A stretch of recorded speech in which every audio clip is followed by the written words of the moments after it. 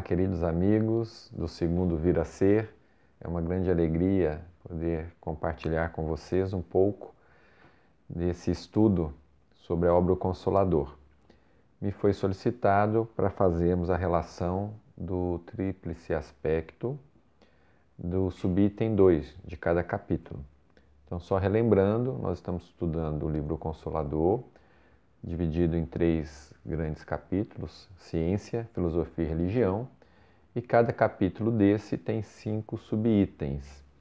Nós então estamos neste momento, vamos fazer uma análise do subitem 2. No capítulo ciência, o subitem 2 é ciências abstratas. No capítulo da filosofia, o item 2 é sentimento, que se desdobra em arte, afeição e dever. E no capítulo religião, o subitem 2 é evangelho, que se desdobra em Jesus, religião e ensinamentos. Só coisas fáceis para a gente analisar, né? Então, vamos começar pelas ciências abstratas, no capítulo de ciência, que é a parte menor, é a questão menor para a gente trabalhar.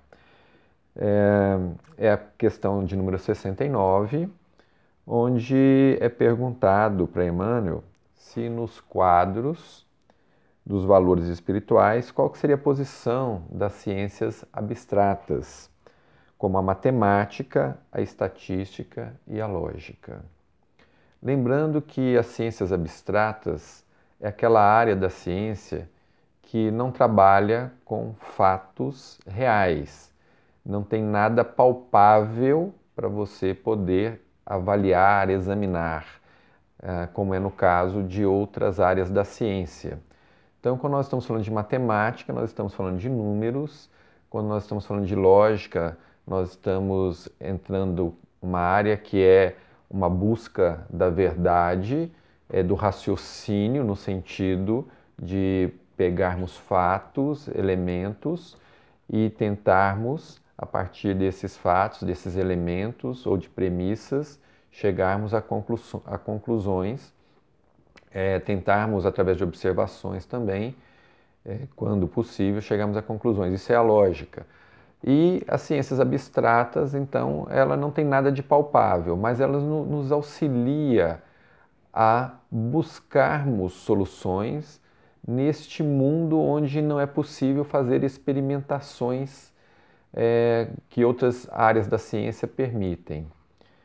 E Emmanuel vai nos dizer o seguinte, que sim, que a gente não pode desprezar o grande contributo das ciências abstratas nos nossos postulados educativos, mas que nós temos que reconhecer que as suas atividades, quase todas circunscritas ao ambiente do mundo, são processos ou meios para que o homem atinja a ciência da vida. Ciência da vida. Ele diz, nas suas mais profundas revelações espirituais. E ele vem dizer o que seria isso. Ciência que simboliza a divina finalidade de todas as investigações e análise das organizações existentes na Terra.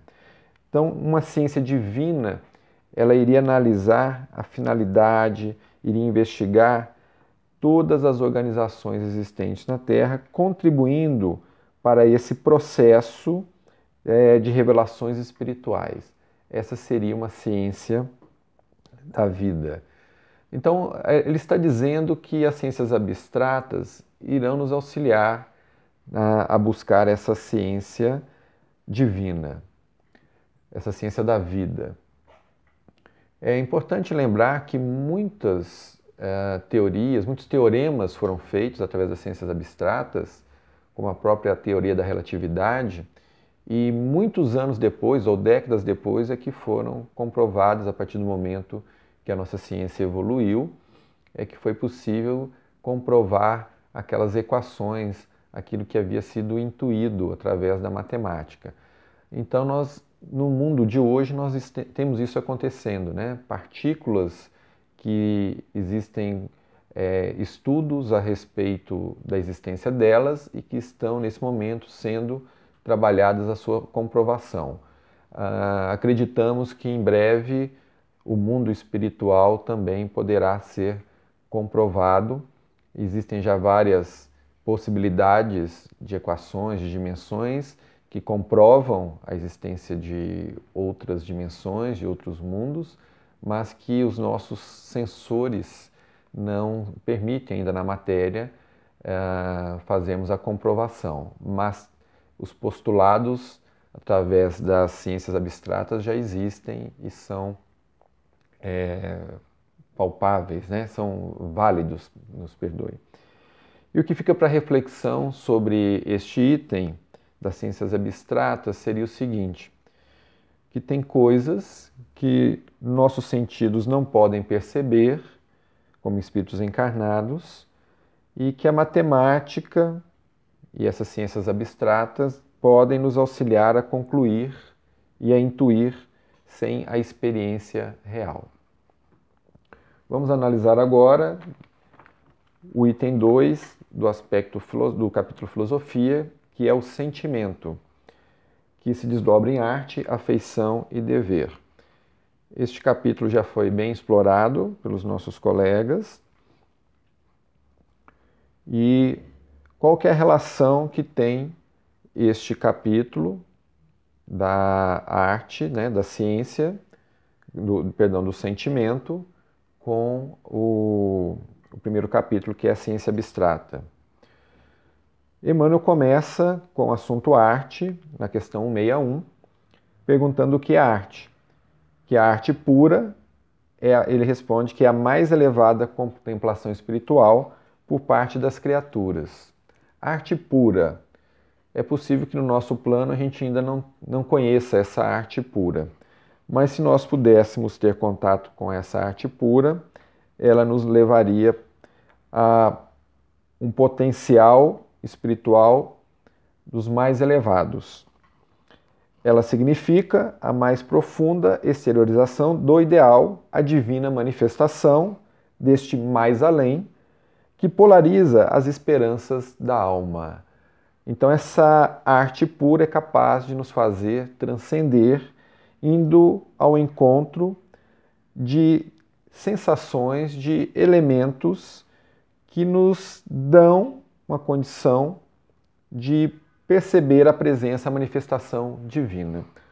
Olha que interessante o que os pensadores, né, os filósofos clássicos nos trazem a respeito disso. Se nós pegarmos Platão, ele vai nos dizer lá em Fedro que na sede do ser, na região etérea, na corte dos deuses, está a ousia, a verdadeira substância, sem cor e sem forma, impalpável, que só pode ser contemplada pela alma. Isso nos lembra muito aqui o que Emmanuel está dizendo. E Platão depois, também, mais adiante, ele fala que esta ousia é de uma beleza sem igual e que as artes é uma das maneiras que nós temos para poder acessá-la, contemplá-la. Então nós vamos perceber que quando se fala de arte, ela é um veículo para nos fazer chegar a Deus.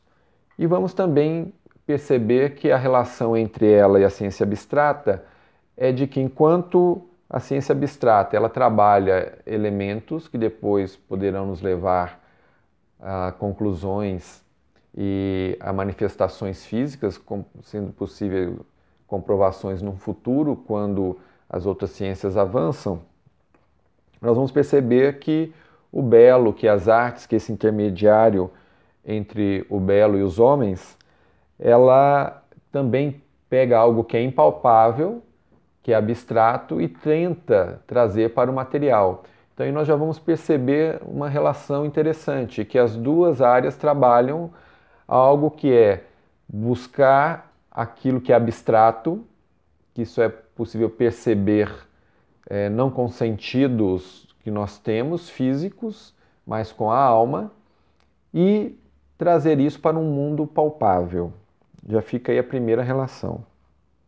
Aí fala do papel do artista, ele como um missionário de Deus, sempre buscando a ideia de que o artista precisa se elevar para trazer essas belezas que representam Deus.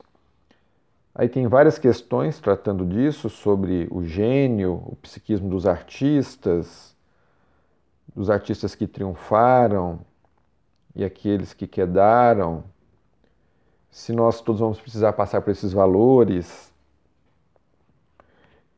E o que fica de reflexão para nós é que existem lugares na nossa alma ainda não capazes de visitar ou de alcançar e sentir mundos e condições mais elevadas. Nós não somos capazes de vibrar ainda nessas frequências mais altas das belezas eternas, mas que a arte nos proporciona bebermos um pouquinho, através das estesias, anteciparmos um pouquinho desses mundos.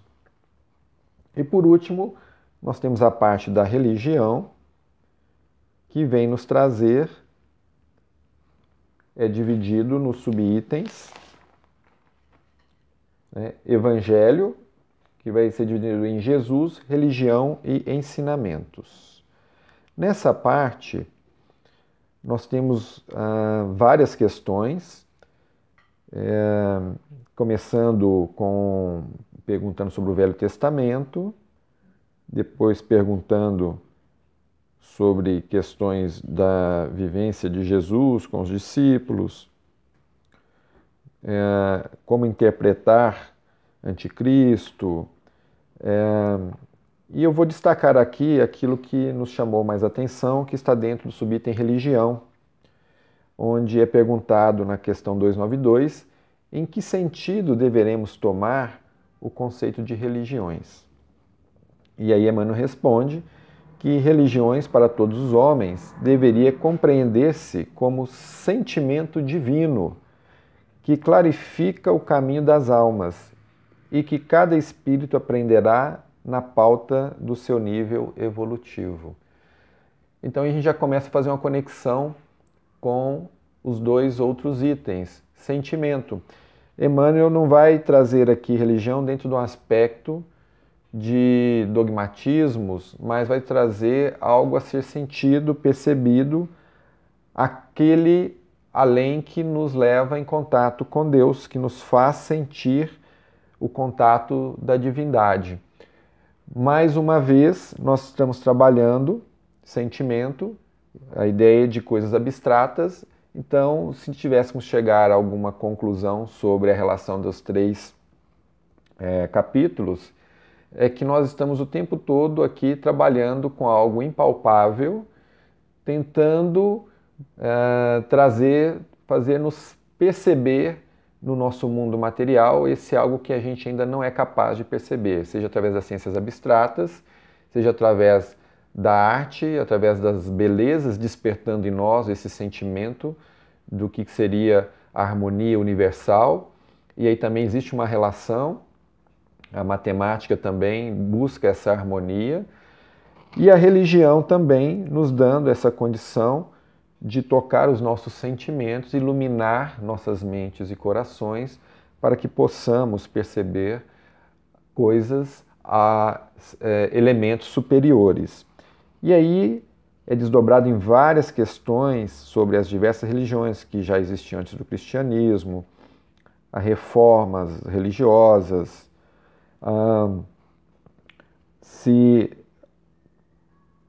a questão do batismo, e depois tem uma outra parte dos ensinamentos que se desdobra em pegar algumas passagens e algumas frases evangélicas e perguntando para Emmanuel como interpretar aquele ensinamento. Aquilo que já é de grande, nós sabemos, domínio de Emmanuel. E também o que fica de marcante com relação a esse capítulo é como interpretar, na questão 312, como interpretar a afirmativa de João, três são os que fornecem testemunho no céu: o Pai, o Verbo e o Espírito Santo. Então é perguntado, o que vem a ser o Pai, o Verbo e o Espírito Santo? E Emmanuel responde que João referia-se ao Criador, a Jesus, que constitui para a Terra a sua mais perfeita personificação, e a legião dos Espíritos redimidos e santificados que coopera com o Divino Mestre, desde os primeiros dias da organização terrestre. Então, olha que interessante, nesse capítulo de religião, foi perguntado o que significa, né, o Pai, o Verbo e o Espírito Santo.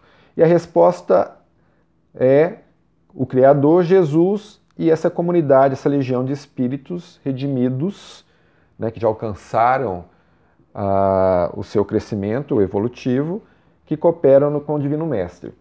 E aí nós vamos achar uma outra relação também, que é dos artistas nesse trabalho da criação. Quando nós vamos no livro A Caminho da Luz, lá no capítulo 2, A Vida Organizada, e fala das construções celulares, nós vamos perceber os artistas auxiliando na obra da criação.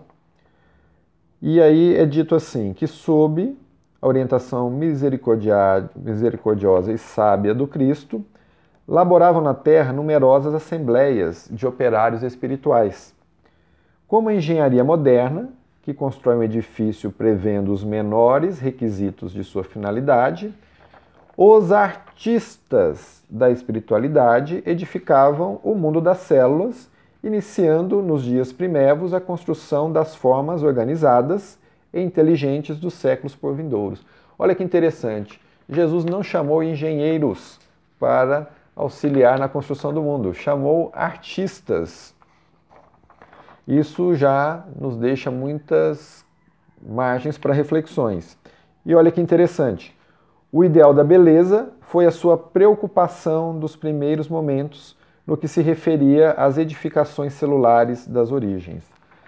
Então, nós vamos perceber que nessa questão da religião nós também temos relação lá com o sentimento, com os artistas, com o belo e com as ciências abstratas, porque tudo na nossa natureza relaciona-se a formas, a números, a cadências que são hoje equacionadas pela matemática. Nós sabemos, quando nós pegamos o som, é possível, através dele, gerar figuras. Nós temos revelações também por vários livros da doutrina espírita que todo som tem cor associada, que todo quadro pintado tem música associada. Então, essas questões de interação entre as artes, entre as formas e as vibrações, ela nos preenche, preexiste a tudo que nós temos hoje no nosso mundo físico. E também uma outra parte que é importante nós trazermos é a última questão desse item, né, do Evangelho, é a questão 321, onde é perguntado qual a edição dos Evangelhos que melhor traduz a fonte original. E aí é dito que a grafia original dos Evangelhos já representa em si mesma a própria tradução do ensino de Jesus, considerando-se que essa tarefa foi delegada aos seus apóstolos. Mas o maior aprendizado que nós temos com essa resposta de Emmanuel é: sendo razoável estimarmos em todas as circunstâncias os esforços sinceros, seja qual for o meio onde se desdobram, apenas consideramos que em todas as traduções dos ensinamentos do Mestre Divino se torna imprescindível separar da letra o espírito.